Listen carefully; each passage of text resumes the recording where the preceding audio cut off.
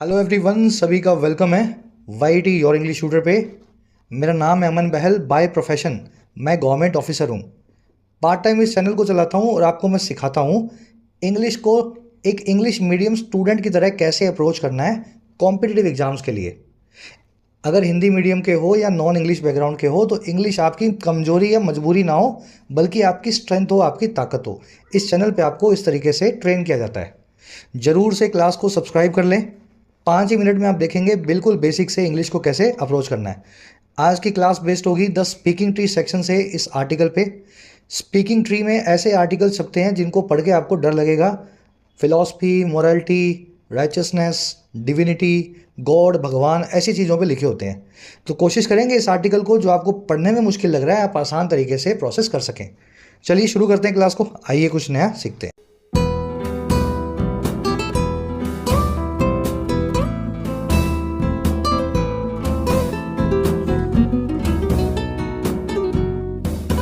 Alright, ये quiz है आपका। 10 क्वेश्चंस हैं, क्लास के लास्ट में इसको सॉल्व करना है। पूरे मन से क्लास को लो, फिर इस क्विज को देखेंगे। कह रहा है जी, doubtful devotee and trusting bigot. बड़े बड़े वर्ड्स आ गए ना। देखिए, डिवोटी वो होता है जिसने अपने आप को डिवोट किया हो, न्यौछावर किया हो, किसी चीज़ पे डेडिकेट किया हो।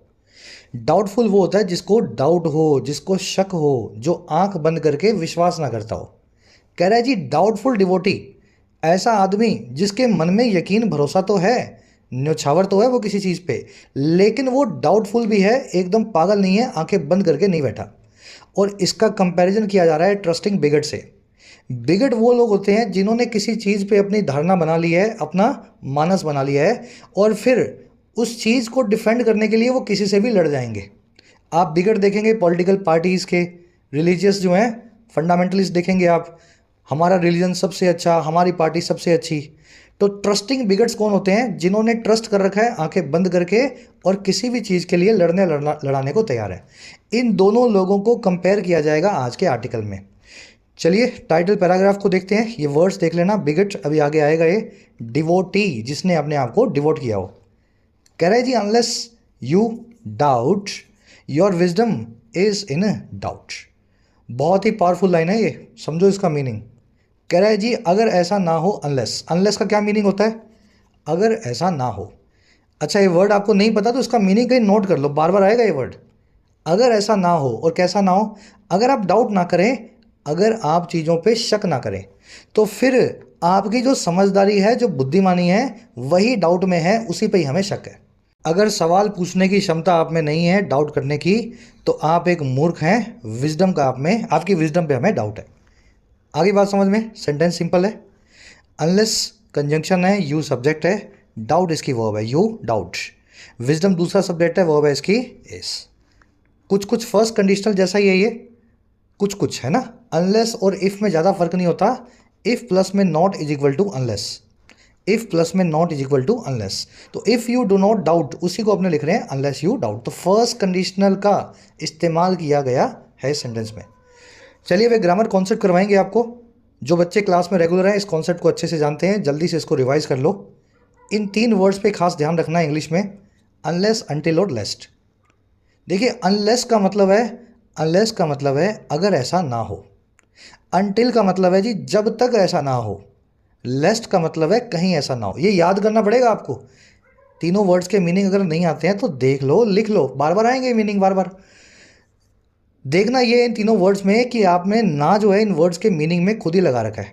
अगर ऐसा ना हो, जब तक ऐसा ना हो, कहीं ऐसा ना हो।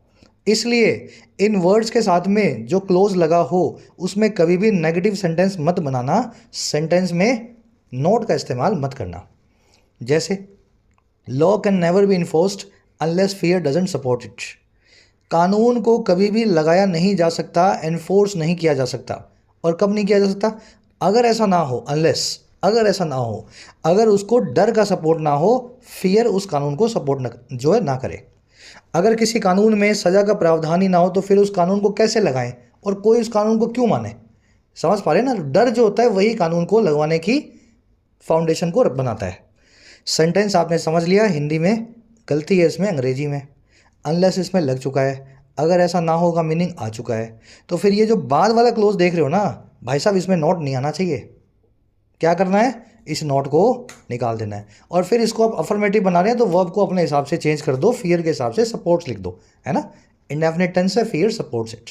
तो ये तरह के क्वेश्चंस आपको यूपीएससी तक के एग्जाम्स में देखने को मिलेंगे। बड़े सिंपल से क्वेश्चंस है। एक और क्वेश्चन बनाओ।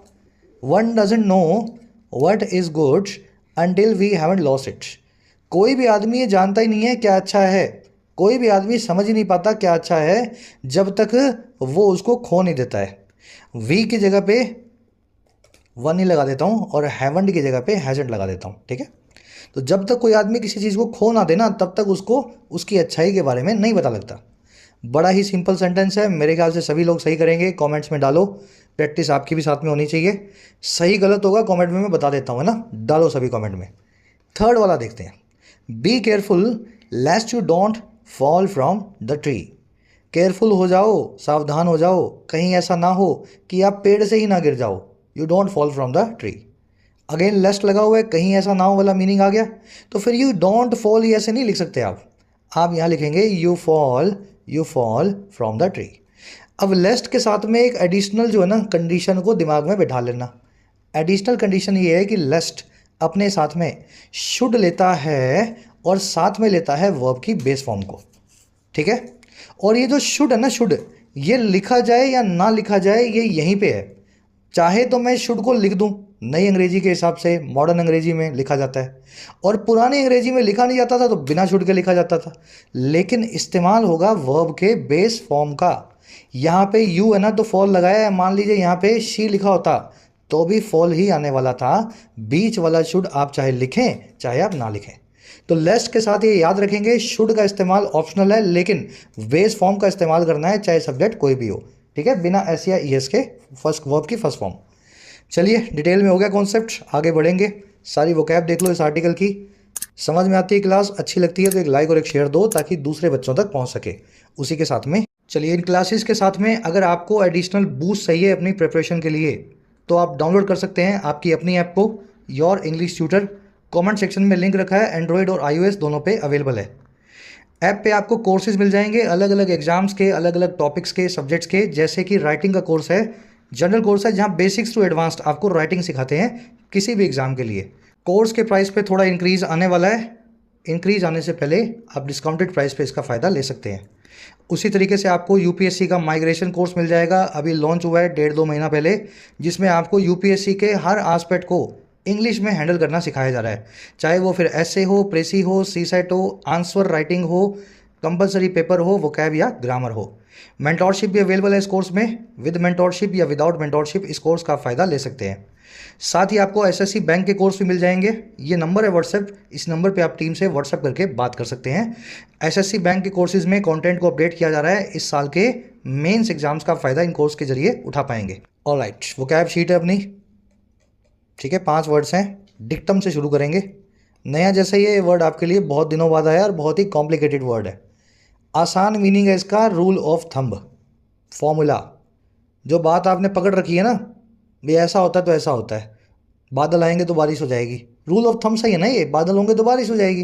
तो ऐसी चीज़ों को बोलते हैं डिक्टम। इसको आप principle, adages, rubric, axiom, theorem इन सभी वर्ड से भी बता सकते हैं। आज आप एक्सियम, एडेज और डिक्टम तीनों वर्ड्स को आर्टिकल में यूज़ होता हुआ देखेंगे। एडेज जो वर्ड है, एडेज इसका एक और मीनिंग भी है जो कि होता है कहावत, मुहावरा, प्रोवर्ब। वो भी डिक्टम ही होती है ना भाई। जो प्रोवर्ब बनी हुई है वो ऐसी चीज़ों पे बनी हुई है जो सच हैं, है ना। तो एडेज जो है उस वाले एक्स्ट्रा वाले मीनिंग को लेकर के चलता है, वो आप आर्टिकल में यूज़ होता हुआ देखेंगे। Our world follows a simple dictum, what goes up eventually comes down. हमारी दुनिया एक सिंपल से रूल ऑफ थंब को, एडिज को, एक्सियम को, डिक्टम को फॉलो करती है। जो ऊपर जाएगा वो नीचे आएगा, चाहे कोई चीज़ हो या चाहे कोई इंसान हो। चलिए नेक्स्ट वर्ड की तरफ बढ़ो। डिक्टम देख लिया आपने। अगला वर्ड है बिगॉटरी। ये वर्ड बना है बिगट से। बिगट मैंने आपको वही बताया था, कोई पॉलिटिकल पार्टी, कोई रिलीजन से जुड़ गया और फिर उसके लिए मरने मारने को तैयार हो गया। मेरी पार्टी सबसे अच्छी, मेरा रिलीजन सबसे शानदार, है ना, बाकी सब पागल, बाकी सब गधे। ऐसे आदमी को बिगट बोलते हैं, ठीक है। LGBT community has faced societies bigotry in every part of the world. तो बिगट से ही बिगटरी वर्ड बना है। बिगटरी का मतलब होता है जी अपने विचारों के हिसाब से प्रेजुडाइज्ड या इनजस्टिस इनजस्टिसफुल हो जाना। भैया आपको लगता है आप स्ट्रेट हैं तो आपके हिसाब से सब एलजीबीटी वाले पागल हैं, आप एक बिगट ही हो जाएंगे ना इस हिसाब से। तो मतलब आपको लगता है मैं स्ट्रेट हूँ, मैं नेचुरल हूँ, या मुझे लगता है कि मैं मतलब मुझे भगवान ने सही बना के भेजा नॉर्मल, तो एलजीबीटी वाले सब एबनॉर्मल हैं और सबके सब जो हैं उनसे डिस्क्रिमिनेशन किया जाना चाहिए। तो ऐसे ही विचारों से आदमी बिगट बनता है और इसी को अंग्रेजी में बिगटरी बोलते हैं, ठीक है, प्रेजुडिस और इनजस्टिस। तो एलजीबीटी कम्युनिटी ने इसी बिगटरी को फेस किया है दुनिया के हर हिस्से में। चलिए अगला वर्ड है अपना पैराबल। क्या मीनिंग है इसका? अगर आपने पंचतंत्र की कहानियां पढ़ी हो बचपन में, शेर, सियार, घोड़ा, लोमड़ी, और लास्ट में उसमें एक मॉरल स्टोरी होती है ना, एक नैतिक जो है शिक्षा होती है, ऐसी कहानियों की किताबों को या ऐसी कहानियों को ही बोलते हैं parable. A short moral story but often with an animal characters, जिसमें एनिमल कैरेक्टर्स आपको मिले। पैरेबल, फेबल, एपिलॉग और एलिगरी चार सिनोनिम्स हैं एक दूसरे के, चारों का मतलब यही है। एपिलॉग जो है 2018 के अंदर प्रीलिम्स में, एसएससी के प्रीलिम्स में 18 में या 19 में देख लेना, वन वर्ड पूछा गया आपसे, तो यहीं से निकलते हैं वन वर्ड्स, कहीं और से कहाँ से निकलेंगे ना, यही सब अंग्रेजी है। तो इन वन वर्ड को ध्यान में बिठाना, पैरेबल और फेबल बड़े कॉमन है, एपिलॉग थोड़ा सा उस टाइप का है ना। Parables form an integral part of Vedic culture, जो वैदिक कल्चर है उसका एक बहुत अभिन्न हिस्सा है, इंटीग्रल पार्ट है ऐसी मॉरल स्टोरीज, है ना। चलिए अगला वर्ड है विविसेक्ट। ब्रेक करके पढ़ाऊंगा तब समझ में आएगा। सेक्ट का मतलब है सेक्शन या भाग या हिस्सा, या किसी चीज़ को काट करके उसके हिस्से करना, सेक्ट। विवि का मतलब है लाइफ या जीवन। विविसेक्ट का मतलब होता है किसी जीती हुई जागती हुई चीज़ को कट करके एग्जामिन करना, जीती हुई जागती हुई चीज़ को। एग्जाम्पल थोड़ा सा चलो मैं दे देता हूँ आपको। भगवान ना करे किसी को कैंसर हो, लेकिन अगर डॉक्टर्स को शक होता है कि किसी आदमी के किसी बॉडी पार्ट में ये गंदी बीमारी है, तो डॉक्टर्स क्या करते हैं, उस बॉडी पार्ट के कुछ टिश्यूज़ निकालते हैं और उन टिश्यूज़ को लैब में ले जा करके एग्जामिन करते हैं। तो एक्चुअल में उस जीते जागते आदमी के एक बॉडी पार्ट को एग्जामिन किया जा रहा है, टिश्यूज़ है ना, सेल्स को। तो ये विविसेक्ट वर्ड वहाँ से बनाया गया। अब देखो इसको आप बायोप्सी भी बोलते हैं, बायोप्सी भी बोलते हैं, मैंने लिखना भूल गया, मैं डाल दूंगा इसमें, ठीक है। लेकिन इस वर्ड का मीनिंग सिर्फ बॉडीज से नहीं है, अगर आप किसी कंकरेंट ट्रेंड को एग्जामिन करें तब भी आप उसको विविसेक्ट करेंगे। समझे मेरी बात को? जैसे आज क्रिप्टो करेंसी बहुत चल रही है, आप बैठ गए क्रिप्टो करेंसी की किताबें पढ़ने, क्रिप्टो करेंसी को एनालाइज करने, तो आप बोल सकते हैं I am trying to vivisect this trend on crypto currencies. तो जो चीज़ चल रही हो, लिविंग हो, जीवित हो, कोई भी चीज़ है ना, उस ट्रेंड को एग्जामिन करने को भी विविसेक्ट करना बोलते हैं। तो दोनों ही मीनिंग आपको बता दी है इस वर्ड के मैंने। The company hired a team of consultants to vivisect its operations. Company ने एक कंसल्टेंट्स की टीम को हायर किया ताकि वो उसके ऑन गोइंग ऑपरेशंस को विविसेक्ट कर सके। वो कंसल्टेंट बैठ करके उनको एग्जामिन कर सके कंपनी कैसे काम कर रही है, और क्या करें फिर, and find out the flaws that inhibit efficiency, और वो ढूंढ के बताएं उन फ्लॉज को, उन कमियों को जो कंपनी की कार्यकुशलता को, एफिशिएंसी को इनहिबिट कर रही हैं या रोक रही हैं। चलिए मेरे ख्याल से डिटेल में वर्ड आप समझ गए हैं। लास्ट वर्ड है जी सर्कमस्पेक्ट, ब्रेक कर दो इसको। स्पेक्शन, स्पेक्ट मतलब देखना, सरकम मतलब चारों तरफ। ऐसा आदमी जो चारों तरफ देखता हो, कैसा होगा वो? पागल होगा क्या वो आदमी बहुत कॉशियस होगा, बहुत केयरफुल होगा। हर चीज़ को अगर आप चारों तरफ देख करके आगे बढ़ते हो तो आप बड़े केयरफुल आदमी हो।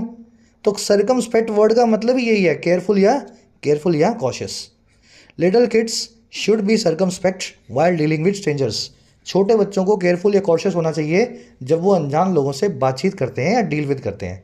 Vigilant, very, prudent, meticulous, on guard, सभी इस वर्ड के सिनोनिम है। सर्कमस्पेक्ट नाम का वर्ड आर्टिकल में देखेंगे। चलिए डिटेल में होगी वो क्या है। अब आ जाओ आर्टिकल पे, एक समरी आपको दें किस बारे में लिखा हुआ है।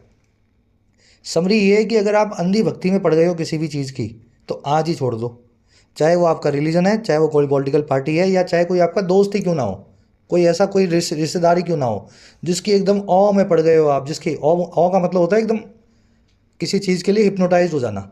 तो किसी भी आदमी, किसी भी फिलॉसफी, आइडियोलॉजी के अंदर आपको यकीन करना है, लेकिन हिप्नोटाइज नहीं होना है। क्योंकि अगर जब तक आप डाउट नहीं करोगे उस चीज़ पे तो उसकी कमियों को आप कभी देख नहीं पाओगे। किसी चीज़ के लिए अगर ट्रस्टफुल डिवोटी बनना है ना, तो सबसे पहला स्टेप ये है कि उस चीज़ पे फुल डाउट्स करो। अगर वो चीज़ आपके सारे डाउट्स को सॉल्व कर दे, फिर आप उसमें ट्रस्ट करते हुए अच्छे लगते हो। बस ये इस आर्टिकल की समरी है। हर चीज़ में डाउट करो और डाउट करने के बाद वो चीज़ जब अच्छी लगे, आपके अंदर की सारी जिज्ञासाओं को सुलझाती हो, सारी अच्छी अच्छाइयाँ और बुराइयाँ आपके सामने आ जाएं, उसके बाद ही उस चीज़ पे आपको डिवोटी होना सही होता है। आज की टोन है फिलोसफिकल और साथ में रिवील कर रहा है आपके सामने, है ना, किसी चीज़ को खोल करके बता रहा है क्या होना चाहिए, कैसे होता है। चलिए शुरू करते हैं। थोड़ा नए टाइप का आर्टिकल है, मज़ा आएगा पढ़ के आपको। कह रहा है जी, the worst speculative sceptic ever I knew was a much better man than the best superstitious devotee and bigot. Quote और अनकोट में लिखी गई बात है, तो किसी आदमी ने कही है। जो बात है वो अपने को पहले पढ़ लेना है, फिर देखेंगे कौन आदमी था कहने वाला। कह रहा है जी, जो सबसे खराब स्पेकुलेटिव स्केप्टिक है। स्केप्टिक का मतलब होता है जी किसी चीज़ में नॉन बिलीवर। आप उसको बोल दो ऐसा हो गया, बोले मुझे नहीं पता, दिखा सबूत दिखा। स्केप्टिक इस तरह का आदमी होता है, किसी की बात मानेगा नहीं, खुद अपनी आंख से जब तक देख नहीं लेगा, है ना। और स्पेकुलेटिव का मतलब होता है स्पेकुलेशन करने वाला, मतलब हर चीज़ के अंदर जो है कुछ ऐसा स्पेकुलेशन समझते हैं ना, अंदाज़ा लगा लेना। नहीं नहीं ऐसा नहीं हुआ, ऐसा हुआ होगा। आप उसको कुछ और बता रहे हो, उसमें और अंदाजे लगा रहे हैं, ऐसा नहीं ऐसा हुआ होगा। कह रहा है जी, दुनिया का सबसे खराब जो स्केप्टिक है ना, जिसको मैं जानता हूँ, वो एक बहुत अच्छा इंसान है, बेटर मैन है, उस बेस्ट सुपरस्टिशियस अंधविश्वासी डिवोटी से और बिगट से, उस फैनेटिक से। बिगट आप समझते हैं, फंडामेंटलिस्ट, समझ गए। तो आप अगर डिवोटी और सुपरस्टिशियस और बिगट हैं, तो आप दुनिया के सबसे वर्स्ट स्पेकुलेटिव जो स्केप्टिव है उससे भी गए बीते हैं, क्योंकि आपके अंदर सवाल करने की क्षमता खत्म हो चुकी है। चलिए, स्केप्टिव जो है इसकी वर्ब है वॉज, ठीक है। आई की वर्ब है न्यू, जिस बंदे ने लिखा है उसी के लिए आई आया है। सुपरस्टिशियस मतलब अंधविश्वासी, समझते हैं ना, वो उस तरह का जादू टोना वाला, मिथिकल, इरेशनल। डिवोटी आप जानते हैं, जो डिवोट करके बैठा हो, अपने आप को किसी चीज़ पे फॉलो करवा रहा हो या ढंग से उस पर, है ना, अपने आप को जिसने कर रखा हो। बिगट आप देख चुके हैं, किसी चीज़ के लिए फंडामेंटलिस्ट आदमी, जो जिस चीज़ को मान लेता है और उसके लिए लड़ने को तैयार हो जाता है। चलिए अब कुछ वन वर्ड्स देखेंगे, बहुत प्यारे प्यारे बनते हैं स्केप्टिक नाम के वर्ड से। स्केप्टिक आपने देख लिया, बाकी की वन वर्ड्स मैं आपके सामने लिखता हूँ, देखो आपको कितने आते हैं। चलिए, पहला वन वर्ड है जी स्केप्टिक, डाउटर्स, है ना। स्केप्टिक की एक और स्पेलिंग भी है, SC और SK। यहाँ पे C भी सही है और K भी सही है। K वाली चलती है अंग्रेजों में, यानी कि सॉरी यूरोपियन अमेरिकन्स में, और C वाली चलती है यूरोपियंस में। दोनों स्पेलिंग सही है। दूसरा जो वन वर्ड है अपने पास वो है जी, जस्ट ए मिनट, दूसरा जो वन वर्ड है वो है अपने पास सिनिक।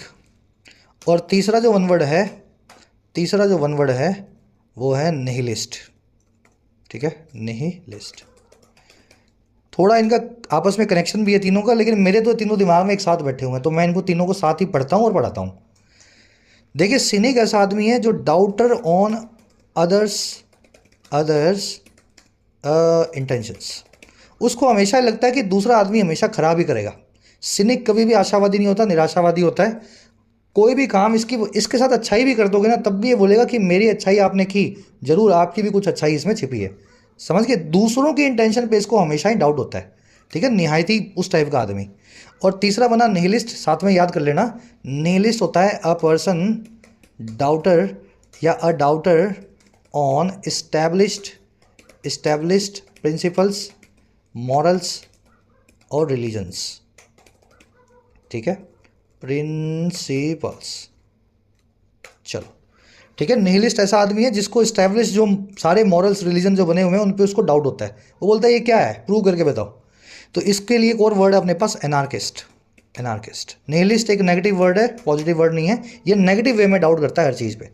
तीनों वन वर्ड याद रखेंगे, आगे बढ़ते हैं। आज के क्विज में आपसे पूछे गए हैं। आगे कह रहा है जी, this famous statement which is now almost an aphorism by Scottish enlightenment philosopher David Hume underlines the value of righteous doubt. कह रहा है ये जो फेमस स्टेटमेंट है ऊपर वाली, जो अब लगभग एक अफोरिज्म बन चुकी है, सूक्ति बन चुकी है। अफोरिज्म का मतलब होता है एक ऐसी प्रोवर्ब, छोटी तो नहीं है, काफ़ी बड़ी है ये, लेकिन जिस भाषा में लिखी गई है उसमें बहुत छोटी हो गई है ना, 4-5 वर्ड्स की हो गई है। तो कह रहे हैं जो अब तक एक अफोरिज्म बन चुकी है, एक तकिया कलाम बन चुकी है, सूक्ति बन चुकी है, और जो लिखी गई है इस बंदे के द्वारा, एनलाइटमेंट फिलोसफर थे स्कॉटलैंड के डेविड ह्यूम। ये जो है ना स्टेटमेंट, ये अंडरलाइन करती है, ये जोड़ देती है, प्रकाश डालती है, और किसको, उस वैल्यू को जो है राइचस डाउट की, सही तरीके से किए गए शक के। राइचस डाउट क्या होता है, क्यूरोसिटी के साथ में डाउट करना, अच्छा ऐसे होता है, ऐसा कैसे होता है? जैसे बच्चे करते हैं ना, वो होता है राइचियस डाउट। एक होता है इविल तरीके से डाउट करना, जब आपको सब चीज़ें दिख रही हैं फिर भी आप बोल रहे हो मैं नहीं मानता, तो वो कुतर्क वाला डाउट अलग है। राइचियस डाउट होता है क्यूरोसिटी वाला, सही तरीके से अप्रोप्रिएट मैनर में। सेंटेंस समझ गए आप? स्टेटमेंट की वर्ब है अंडरलाइंस, विच की वर्ब है इज। विच आया स्टेटमेंट के लिए, रिलेटिव प्रोनाउन है। क्योंकि स्टेटमेंट सिंगुलर है और इस विच का एंटीसीडेंट है, इसलिए विच की वर्ब भी सिंगुलर है। मान लीजिए स्टेटमेंट्स होती तो वर्ब यहाँ पे आर हो जाती, है ना, सिंपल फॉर्मूला। अफोरिज्म आपको बता दिया, कहावत सूक्ति बोल लो, तकिया कलाम बोल लो, एडिज मैक्सिम और प्रोवर्ब भी इसके सिनोनिम है। एडिज वर्ड आर्टिकल में आप अभी आगे देखेंगे। कह रहे yes doubt can also be righteous and is a way to enlightenment. वही बात बोल रहा है, कह रहा है जी हाँ जी, डाउट भी राइचस हो सकता है, शक भी करना बिल्कुल सही हो सकता है, और वही तरीका है एनलाइटनमेंट का, मोक्ष का, मुक्ति का या ज्ञान का। एनलाइटनमेंट क्या होता है? जो बुद्ध को मिला, महावीर को मिला, कबीर को मिला, वो है इल्यूमिनेशन या एनलाइटनमेंट। डाउट की वर्ब है कैन बी, दूसरी वर्ब है is. Doubt can be and doubt is a way. और आगे बढ़ते हैं, समझ आ रहा है ना सब कुछ? कहानी बनेगी पूरी अभी आगे। कह रहे जी unless you doubt your wisdom itself is in doubt is a Greek adage. अगर आपको शक नहीं आता, अगर आपको सवाल करना नहीं आता, तो आपकी बुद्धिमानी ही सवालों के घेरे में है। ये जो पूरी चीज़ है ना, ये ग्रीक एडिज है, ग्रीस की एक कहावत है। और कौन सी एडिज है भैया? That speaks volumes in praise of the role of doubts in an individual's life. ये वही एडिज है, वही कहावत मुहावरा है जो स्पीक करता है वॉल्यूम्स। स्पीक वॉल्यूम्स करना मतलब बहुत ज़्यादा डिटेल में बताना, है ना, किसी चीज़ के बारे में। जो डिटेल में बताता है या काफ़ी कुछ कहता है प्रेज में यानी प्रशंसा में, उस रोल के, उस भूमिका के, जो है शक यानी डाउट का, एक आम इंसान की ज़िंदगी में, इंडिविजुअल की लाइफ में। चलिए, तो मतलब ग्रीक काल से, ग्रीक जो है पीरियड एपॉक से डाउट को एक वैल्यूबल चीज़ माना गया है। डाउट करना हर इंडिविजुअल की लाइफ में बहुत ज़रूरी है। यू की वर्ब है डाउट। अच्छा, विजडम की वर्ब है इज। ये जो पूरी चीज़ है, ये जो पूरी प्रोवर्ब है, इसकी वर्ब है इज, है ना। Unless you doubt you wisdom is it self is in doubt. ये जो पूरी प्रोवर्ब या कहावत है, इसकी जो समझ गए ना वर्ब है वो है इज। एडिज मतलब कहावत मुहावरा, एडिज के लिए दैट आया है, क्योंकि एडिज सिंगुलर है इसलिए दैट की वर्ब भी सिंगुलर है। स्पीक्स लिखा हुआ है। स्पीक्स वॉल्यूम मतलब बहुत ज़्यादा कुछ कहना या बहुत कुछ बता देना, एक्सप्लेन करना डिटेल में। चलिए और आगे बढ़ते हैं, नेक्स्ट पैराग्राफ पे आ जाओ। Correct, doubting is not a negative trait. Doubt करना एक गलत चीज़ नहीं है, गलत गुण नहीं है। ट्रेट का मतलब होता है एट्रीब्यूट या गुण, तो गलत चीज़ नहीं है, गलत आदत नहीं है डाउट करना। Nor is it demeaning to one's faith और बिलीव्स। ना ही ये डिमीनिंग है, ना ही ये डिसरिस्पेक्टफुल है, ह्यूमिलेटिंग है किसी आदमी के फेथ और बिलीव्स के लिए। अगर आप हिंदू हैं, सनातनी हैं, मुस्लिम हैं, क्रिश्चियन हैं, सिख हैं, और अगर अपने रिलीजियस टेक्स्ट पे आप डाउट करते हैं, बड़े बूढ़ों से सवाल पूछते हैं कि ये कैसे हुआ, ऐसा कैसे हो सकता है, तो इसका मतलब ये नहीं है कि आप अपने रिलीजन को डिमीन कर रहे हैं। इसका मतलब ये है कि आप में क्यूरियस माइंड है ना। It is never demeaning to doubt one's जो है फेथ एंड बिलीव्स। चलिए, नोर से सेंटेंस शुरू हुआ है, नेगेटिव एडवर्ब है। Nor, neither, not only, hardly, barely, scarcely, nowhere, in no way, under no circumstances.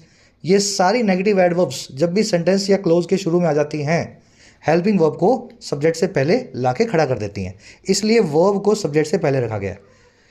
Complete English grammar home page पे रखी है, चैनल के 19वां पार्ट है नेगेटिव एडवर्ब्स का, जाके सर्च करो, आराम से पढ़ो। ये चीज़ें बहुत डिटेल में आपको करवाई गई हैं। डिमीनिंग यानी ह्यूमिलेटिंग, जो चीज़ आपको शर्मसार करे। करे इन हिज मसनवी, ये मानवी, Jalaluddin Rumi explains the importance of doubts through a parable.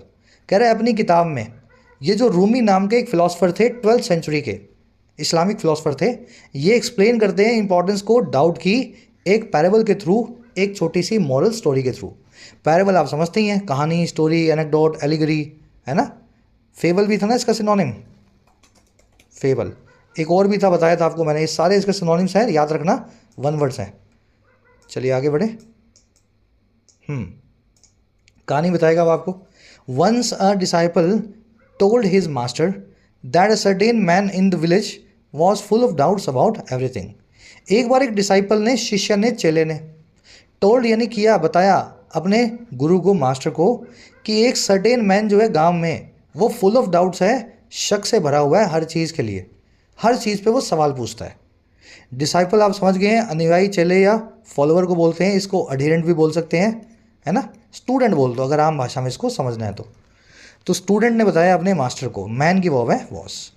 अच्छा, और क्या बताया उन्होंने? He doubted almighty books and also doubted your teachings. वो आदमी ने डाउट कर दिया है गॉड पे यानी अलमाइटी पे। अलमाइटी आप समझते हैं, है ना, भगवान। किताबों पे यानी बुक्स पे, और साथ ही डाउट करता है वो आपकी टीचिंग्स पे, आपकी शिक्षाओं पे भी। चेले ने मास्टर को बताया। ही की दो वर्ब्स हैं, he doubted and he doubted. यहाँ पे दूसरी बार लिखने की ज़रूरत नहीं थी, डाउटेड वर्ब यहाँ आ चुकी है। एक ही वर्ब अगर बार बार आती है सेंटेंस में जो है सिंगुलर कॉमन सब्जेक्ट के साथ, तो उस वर्ब को पहली बार लिख दिया जाता है और बाद में छोड़ दिया जाता है। तो he doubted almighty books and your teachings. कह रहे अलमाइटी समझ लेना गॉड के लिए यूज़ करते हैं। कह रहे द डिसाइपल एडिट, ये डिसाइपल ने ऐड करके जो है गुरु को बताया। He is the most honest seeker of wisdom because he never take things at their face value. I would like to meet this man because of this very quality. तो ये देखो कोट एंड कोट में लिखी गई बात है, यानी किसी ने कही है। बात पहले पूरी पढ़ लो, फिर देखते हैं किसने किसको कहा। ये जो आदमी है ये सबसे ऑनेस्ट सीकर है या ढूंढने वाला है, जिज्ञासु है विजडम का, ज्ञान का। क्योंकि वो कभी भी चीज़ों को उनकी फेस वैल्यू पे नहीं लेता है। फेस वैल्यू मतलब जो वैल्यू फेस से दिखाई दे।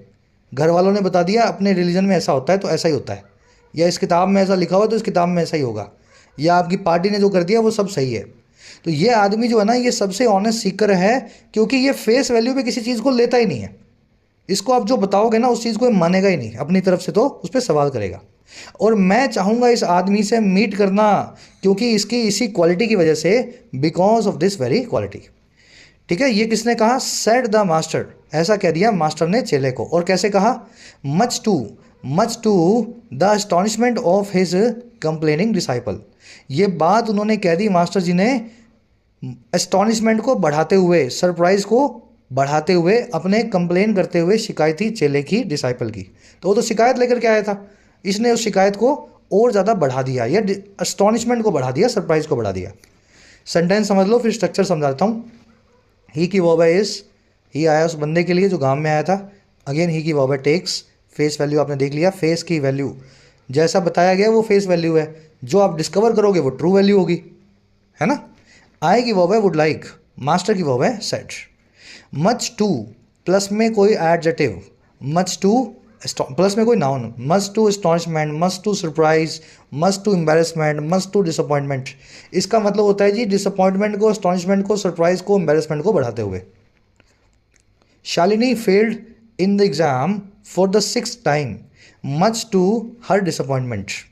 शालिनी 6वीं दफ़ा एग्जाम में फेल हो गई, अपनी डिसअपॉइंटमेंट को और बढ़ाते हुए। आई बात समझ में? यानी उसकी इस फेलियर से उसको और ज़्यादा डिसअपॉइंटमेंट हुई। तो ये फ्रेज अंग्रेजी में ऐसे ही बना है, मच टू। माई भी लगा सकते हो, much to my surprise, much to my astonishment, है ना, इस तरीके से आप बोल सकते हो। बढ़े आगे, सेंटेंस आपने समझ लिया। चलो अब छोटे छोटे पैराग्राफ्स हैं दो। कह रहे doubt is not outright denial. अब ये बताएगा डाउट गलत क्यों नहीं है। कह रहे डाउट जो है आउटराइट डिनाइल नहीं है। डिनाइल का मतलब होता है खंडन, चीज़ों को एकदम काट के बोल देना नहीं जी गलत है। आउटराइट का मतलब होता है जी सीधे सीधे, कंप्लीट या एब्सोल्यूट सेंस में। कह रहा है जी डाउट करना कभी भी खंडन करने के बराबर नहीं होता। डाउट की वर्ब है इस, आउटराइट का मतलब सीधे सीधे। फिर क्या होता है भाई डाउट करना? Doubting is a process before logical acceptance. Doubting वो प्रोसेस है जो लॉजिकल एक्सेप्टेंस से पहले आती है। मैं आपको कोई कॉन्सेप्ट समझाऊं, उसमें 3 सेंटेंस बताऊं, फिर आप 2 सेंटेंस खुद से बनाओ और अपने डाउट मेरे पास लेकर के आओ, फिर मैं वो कॉन्सेप्ट आपको प्रूव करके दिखाऊं, तो वो डाउट जो है ना आपको उस कॉन्सेप्ट के एक्सेप्टेंस के लिए ज़रूरी था। अगर वो डाउट आप नहीं करते, कभी इस कॉन्सेप्ट को जो मैंने समझाया मान ही नहीं पाते, है ना। तो ये एक वही प्रोसेस है जब लॉजिकली आप चीज़ों को एक्सेप्ट करते हैं, उसकी फर्स्ट स्टेज है डाउट करना। We tend to believe in everything without questioning. हमारी गंदी आदत है भरोसा कर लेने की हर एक चीज़ में बिना उस पर सवाल उठाए। This is not a desirable quality. ये एक सही क्वालिटी नहीं है, सही रास्ता नहीं है। Socrates said millennia ago, an unexamined life is not worth living. सुकरात जो थे, जिनको अंग्रेजी में सोक्रेटिस बोला जाता है, ग्रीक फिलोसफर थे या रोमन थे, आई एम कन्फ्यूज्ड, है ना, देख लेना। प्लेटो, अरिस्टोटल और जो है सोक्रेटिस। तो सुकरात जो थे उन्होंने 1000 साल पहले बता दिया था, अ मिलेनिया अगो, 10वीं शताब्दी में, कि एक अनएग्जामिन्ड जो लाइफ है, सवालों के बिना का जो जीवन है, वो जीने लायक ही नहीं है, is not worth living. Socrates की वर्ब है सेड, लाइफ की वर्ब है इज। अनएग्जामिन्ड मतलब जिसने कुछ एग्जामिन ही नहीं किया, सब कुछ उसको थाली में चम्मच से परोस करके बताया गया और उसने मान लिया, है ना, तो ऐसी लाइफ जो है जीने लायक नहीं है। वर्थ एक ऐसा एडजेक्टिव अंग्रेजी में जो अपने बाद वर्ब की आईएनजी फॉर्म लेता है। फिर सुन लो, वर्थ एक ऐसा एडजेक्टिव है जो अपने बाद वर्ब को अपनी आईएनजी फॉर्म में लेगा या फिर किसी नाउन को ले लेगा, है ना, वर्ब नहीं है तो नाउन तो आ ही जाएगा। ऐसा कौन सा दूसरा एडजेक्टिव है जिसकी यही क्वालिटी है? मैं आप सबसे क्वेश्चन पूछ रहा हूँ। जो बच्चे रेगुलर हैं जरूर से रिप्लाई करना, जो बच्चे रेगुलर नहीं है कमेंट्स में जाके पढ़ना। बढ़े आगे, चलो। वी मस्ट क्वेश्चन, डाउट और vivisect our own beliefs before accepting them as axioms. कह रहा है जी हमें क्वेश्चन करना चाहिए, डाउट करना चाहिए और काट के सेट करके एग्जामिन करना चाहिए। विविसेक्ट याद है ना, लिविंग टिश्यू को काट करके देखना। अपने बिलीव्स को, जो लिविंग बिलीव्स हैं, भरोसे हैं, उनको काट करके खुद एग्जामिन करना चाहिए इससे पहले कि उनको हम एक्सेप्ट कर लें एक्सियम्स की तरह। Axiom, dictum, rule of thumb. तो जो भी बात आपको कोई भी बताता है, पहले उस पर डाउट करो, फिर उसको एग्जामिन करो, क्वेश्चन करो, फिर उसको एनालाइज करो और फिर देखो वो सही है तो आपका बिलीव बना लो, नहीं है तो उसको भूल जाओ। वी की ये तीनों वर्ब्स हैं, मस्ट क्वेश्चन, मस्ट डाउट और must vivisect. Axiom, adages, postulate, dictum, rubric, principle, याद है ना वो सारे वर्ड्स। चलिए, कह रहे to doubt is to be devout. कह रहे डाउट करना ही डिवोट होना है। देखिए ऊपर एक वर्ड आया था डिवोटी और ये वर्ड आया डिवोट, दोनों सेम वर्ड्स हैं ऑलमोस्ट। डिवोट वो डिवोटी है जो धर्म में डिवोट करके बैठा है अपने आप को, समझ गए, डिविनिटी में, स्पिरिचुअलिज्म में। कह रहे डाउट करना ही भगवान के लिए रिलीजियस आदमी होना है। अगर डाउट नहीं करते हो तो आप भगवान में भरोसा नहीं कर सकते। Faith that answers to all your doubts is faith that stage forever. वो फेथ, वो भगवान में भरोसा जो जवाब दे दे आपके सारे सवालों का, वही वो फेथ है जो आपके साथ स्टे करेगा हमेशा, स्टेज फॉर एवर। फेथ की वर्ब है इज, दैट की वर्ब है आंसर्स, दैट आया फेथ के लिए, दैट आया यहाँ पे अगेन फेथ के लिए, इसकी वर्ब है स्टेज। क्योंकि फेथ सिंगुलर है इसलिए दोनों ही दफ़ा जब रिलेटिव प्रोनाउन दैट को लगाया गया उसकी वर्ब को भी सिंगुलर रखा गया। यहाँ फेथ्स होते तो फिर यहाँ वर्ब भी सिंगुलर ना होकर के प्लूरल होती बिना एस के। कॉमन सी चीज़ें हैं, बार बार इनको ध्यान दिया करो, है ना। एक ग्रामर कॉन्सेप्ट भी है यहाँ पे, चलो कॉन्सेप्ट तो समझा देंगे। मेरे को ये बताओ गलती दिख रही है क्या सेंटेंस में? जिनको गलती दिख रही है बताओ, फिर वो कॉन्सेप्ट समझाएंगे, गलती आपको समझ आए। Correct to be sceptical is to be careful and circumspect. Correct sceptical होना ही केयरफुल होना है और सर्कमस्पेक्ट यानी कॉशियस होना है। स्केप्टिकल आप समझ गए ना, डाउटफुल होना है ना, डाउट करना ही समझदारी है। Only those who truly believe are often tormented by a barrage of doubts. कह रहे वो लोग जो सच में बिलीव करते हैं, भरोसा करते हैं, अक्सर वही टॉर्मेंट होते हैं, वही सताए जाते हैं एक बैरेज के द्वारा, एक सैलाब के द्वारा, फुल ऑन अटैक के द्वारा डाउट्स के। मुझे किसी चीज़ में भरोसा ही नहीं है तो फिर मैं क्या डाउट करूँगा? डाउट तो वही करता है जिसकी भरोसा करने की मंशा होती है, ट्रूली जो किसी चीज़ को मानना चाहता है ना। दोज की वर्ब है आर टॉर्मेंटेड, हु आया दोज के लिए, दोज हु की वर्ब है बिलीव। दोज प्लूरल है इसलिए वर्ब को प्लूरल लिखा गया है बिना एस के। बैरेज का मतलब होता है बड़ी मात्रा किसी भी चीज़ की जो अटैक की तरह आपके ऊपर टूट पड़े। सैलाब बोलते हैं इसको हिंदी में, पानी का सैलाब, सवालों का सैलाब, डाउट्स का सैलाब, है ना। चलिए, अच्छा वर्ड है, सेल्वो भी बोल सकते हैं, धमाका भी बोल सकते हैं इसको। Doubts act as catalyst in one's journey to faith and enlightenment. Doubt जो है वो एक्ट करता है एक कारक के तौर पे, कैटलिस्ट के तौर पे, स्टिमुलेटर के तौर पे किसी भी इंसान के इस जर्नी में जो है फेथ और एनलाइटमेंट की तरफ, भरोसे और मोक्ष की तरफ, ज्ञान की तरफ। At the same time sincere doubts make many an individual realise that their hitherto beliefs and faiths were flawed. कह रहे और उसी वक्त पे अगर सिंसियर डाउट्स किए जाएं, वो किसी भी आदमी को रियलाइज करवा देते हैं, they make any individual realise कि जो अभी तक उसके बिलीव्स थे, हिथरटू बिलीव्स है, हिथरटू का मतलब अभी तक, जो उसके फेथ थे वो फ्लॉड थे, उसमें कुछ कमियां थी। तो अपने भरोसे में कमियां ढूंढने के लिए हमेशा तैयार रहें, कमियों को एक्सेप्ट करें और उन कमियों से बचने की कोशिश करें, है ना। किसी भी चीज़ को 100% फेस वैल्यू पे कभी ना लें। चलिए, डाउट्स की वर्ब है मेक, बिलीव्स एंड फेथ की वर्ब है वर। फ्लॉड का मतलब होता है गलत, जिसमें कमियां हो, मिस्टेक्स हों, है ना। फ्लॉ का मतलब ही होता है मिस्टेक, फ्लॉड मतलब फुल ऑफ मिस्टेक्स। हिथर्टो मतलब अभी तक यानी सो फार। चलिए, कह रहे Somalia born Ayaan Hirsi Ali was a fanatic Muslim who later became an atheist just because her persistent doubts made her believe that she was wrong. Somalia born जो Ayaan Hirsi Ali नाम की philosopher थी, वो एक fanatic मुस्लिम थी, कट्टर मुस्लिम थी। Fanatic मतलब बेगट, जिलट, एक्सट्रीमिस्ट, फंडामेंटलिस्ट, जो बाद में जाकर के एक नास्तिक बन गई, एथीस्ट बन गई। और क्यों बन गई? क्योंकि उनका जो परसिस्टेंट डाउट्स थे, लगातार बने हुए उनके जो शक थे, उन्होंने इस चीज़ को बिलीव करवा दिया इस बंदी को कि वो गलत थी, जिस चीज़ में उसका विश्वास था, भरोसा था, वो उतना सही नहीं थी। हिरसी अली की वर्ब है वॉस, हु की वर्ब है बिकेम, डाउट्स की वर्ब है मेड।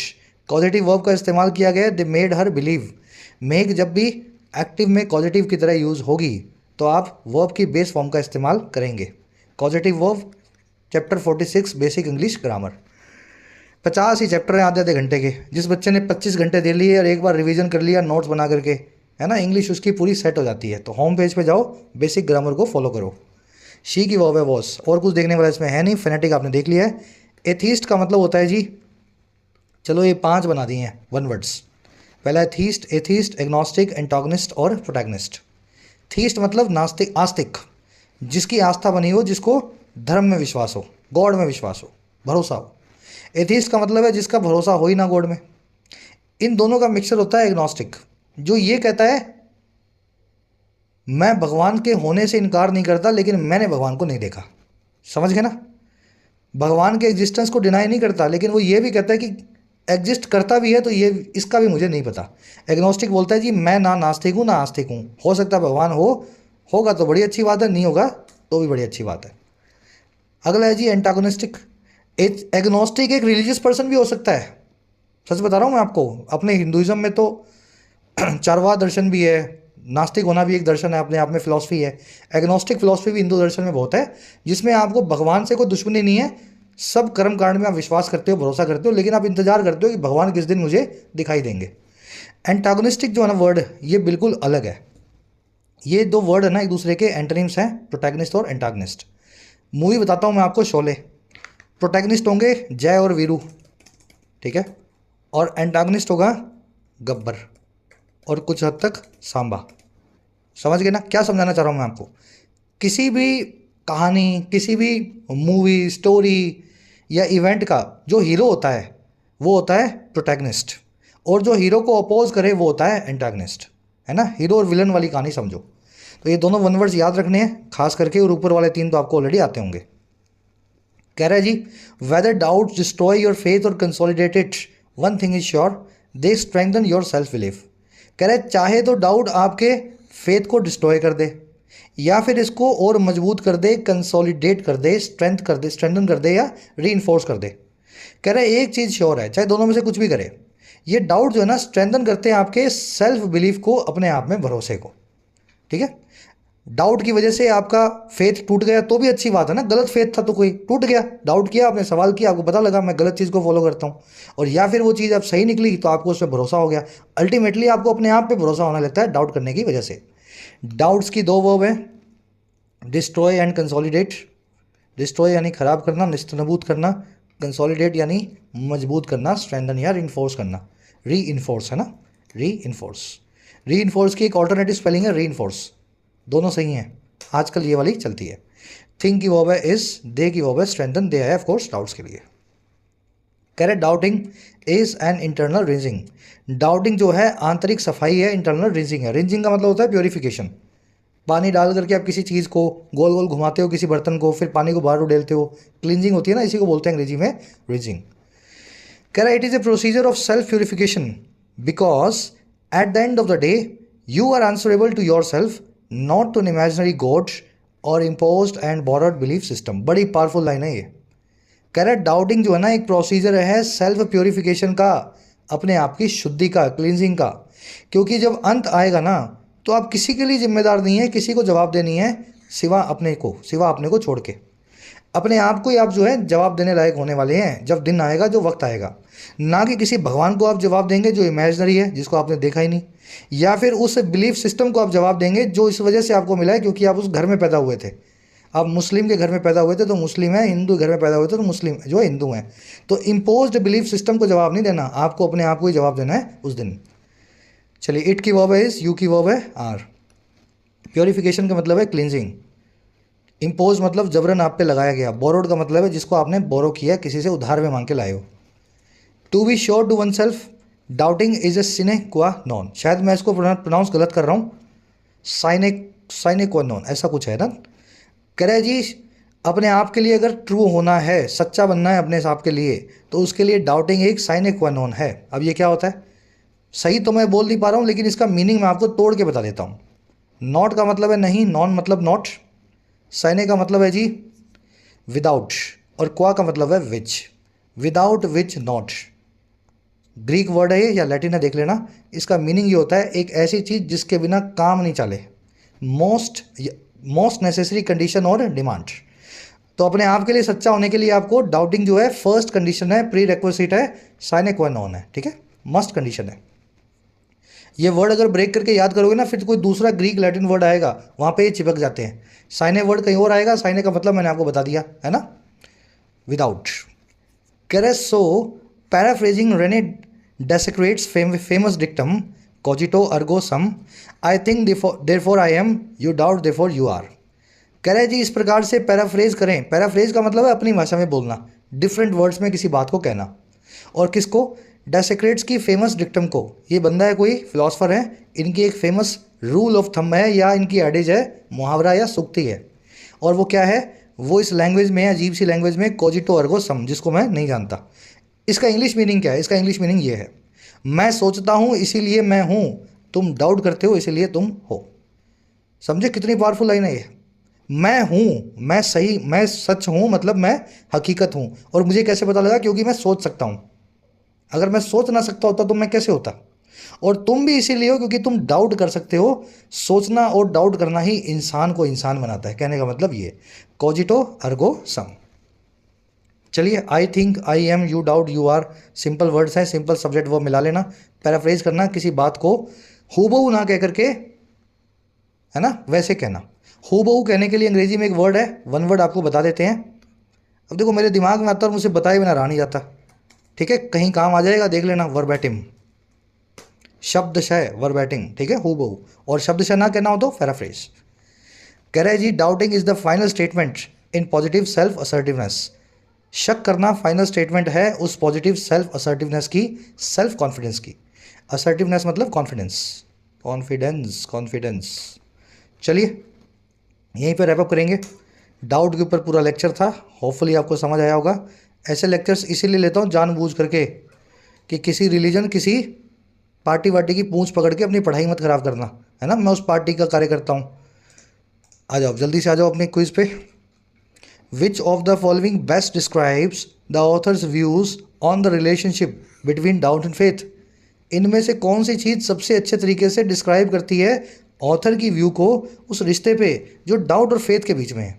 तो क्या रिश्ता है भाई दोनों का, मियाँ बीबी का रिश्ता है, जानी दुश्मन का रिश्ता है, अड़ोसी पड़ोसी का रिश्ता है, गुरु चेले का रिश्ता है।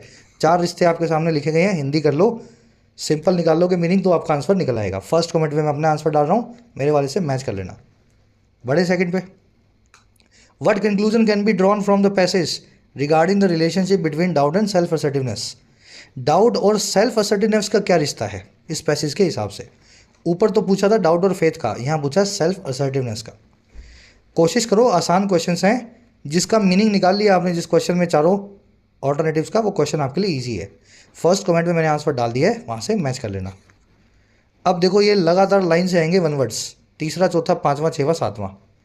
एक आदमी जो दूसरों की बात पे, मोटिव्स पे, इंटेंशन पे डाउट करे। एक आदमी जो सारी थ्योरीज हैं मोरालिटी और रिलीजन की उनको डाउट करे। किसी लिविंग बॉडी या कंकरेंट आइडिया को एग्जामिन करना। एक कहानी जिसमें कोई मोरल लेसन हो। और लास्ट में एंटोनिम पूछा है, उल्टा पूछा है प्रोटैगनिस्ट का। तो ये पांचों मेरे ख्याल से बड़े इजी हैं, सब आप कर लेंगे। लास्ट में आपके लिए मिलेंगे एरर्स के क्वेश्चंस। एक क्वेश्चन जो है ना इसमें एरर का, वो वाला है जो बड़ा कॉमन है, जिसको मैं मतलब आना ही चाहिए आपको, करवाने की ज़रूरत ना पड़े, ऐसा वाला है वो आपको मिलेगा यहाँ। दूसरा मिलेगा अनटिल की वजह से, और तीसरा मिलेगा आपको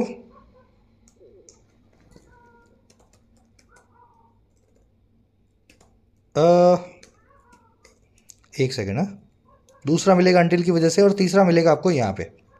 ठीक है, ये कॉन्सेप्ट जो है ना मैं करवाना आज आपको शायद भूल गया। Comprise, consist, wait, await, reach, arrive, ये कॉन्सेप्ट मैंने इस पीडीएफ में डाल दिया है, टेलीग्राम से डाउनलोड कर लेना। टेलीग्राम ग्रुप में जो बच्चे हैं जाके आप भी ज्वाइन हो सकते हैं, और ये कॉन्सेप्ट आपको यहाँ मिलेगा। ठीक है, आज रह गया कोई बात नहीं, आपको आता है ऑलरेडी, फिर किसी दिन किसी क्लास में कर लेंगे। चलिए, आउट ऑफ 10 कितने मार्क्स मिले, कितने क्वेश्चन हैं? 10 है ना? 10 में से कितने मार्क्स मिले बताना कमेंट्स में। मुलाकात लेंगे आपसे कल। Until then